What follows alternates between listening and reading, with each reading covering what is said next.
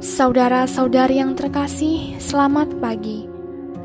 Mari kita awali permenungan kita pagi ini, Sabtu 19 September 2020, Pekan Biasa ke-24, dengan tanda kemenangan Kristus. Dalam nama Bapa dan Putra dan Roh Kudus. Amin. Pada pagi ini, kita akan mendengarkan renungan dari Pastor Cornelius Kulikeban MSC dengan tema Jadilah Lahan yang Baik dari Lukas bab 8 ayat 4 sampai 15. Seorang petani yang ulet pasti mempersiapkan lahan dengan baik untuk menanam bibit-bibit tanaman. Sebab betapapun bibit itu unggul, jika tidak ditanam pada lahan yang baik dan subur, pasti tidak akan menghasilkan secara maksimal.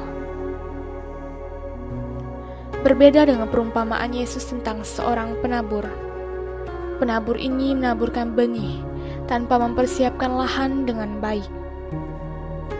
Dia dengan sengaja menghampurkan saja benih-benih itu dan menunggu benih mana bertumbuh dengan baik dan menghasilkan buah yang melimpah. Karena dalam konteks ini, Yesus mau mengatakan bahwa lahan yang baik adalah hati kita manusia. Saat benih sabda jatuh ke dalam hati kita, apakah hati kita siap untuk menjadi lahan yang baik dan subur, sehingga benih sabda itu bisa berbuah dalam kebaikan-kebaikan dan dapat membahagiakan banyak orang? Yesus menunjuk 3 godaan besar yang sering membuat hati kita tidak bertahan sebagai lahan yang baik, yakni: pertama, godaan untuk memenuhi kebutuhan tubuh.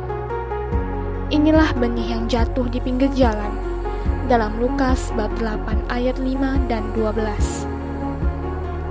Kita sibuk dengan soal makan minum, lalu lupa untuk mendengarkan dan melakukan sabda Tuhan dalam hidup kita.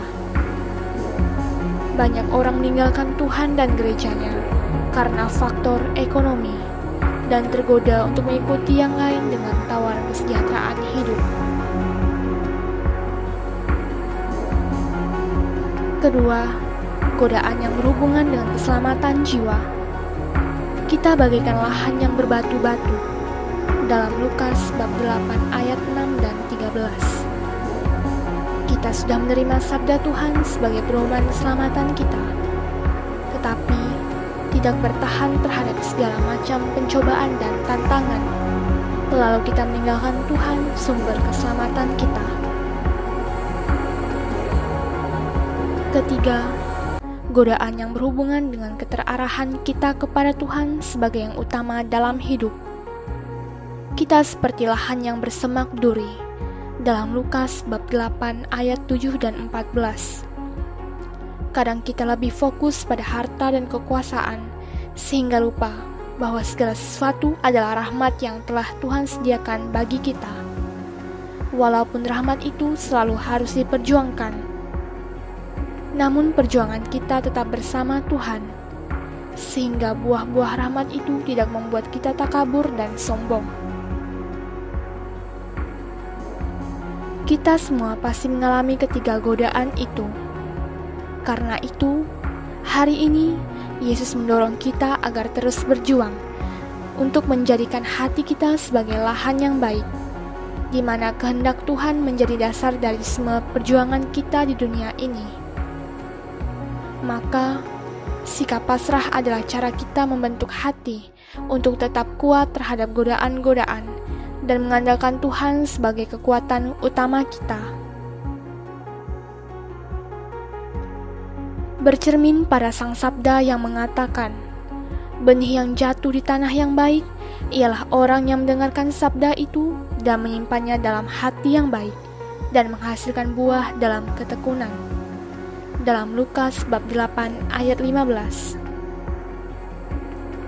Jangan menyerah saat kita masih gagal menjadi lahan yang baik untuk tumbuh dan hidupnya sabda Tuhan. Salam Cornovum, hati baru. Marilah kita berdoa dan mohon berkat dari Tuhan lewat pastor. Marilah kita berdoa.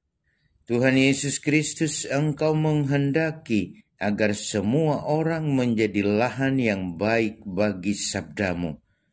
Kami mohon, bentuklah hati kami dari hari ke hari, agar menjadi lahan yang baik untuk tumbuh dan berkembangnya sabdamu, sampai menghasilkan buah bagi banyak orang, yakni kedamaian, sukacita, dan kebahagiaan. Engkaulah Tuhan dan Juru Selamat kami, kini dan sepanjang masa. Amin. Tuhan bersamamu dan bersama rohmu. Semoga kita sekalian dalam usaha untuk menjadi lahan yang baik untuk tumbuhnya sabda Tuhan dalam diri kita, senantiasa dibimbing dan diberkati oleh Allah yang Maha Kuasa, Bapa, Putra, dan Roh Kudus. Amin.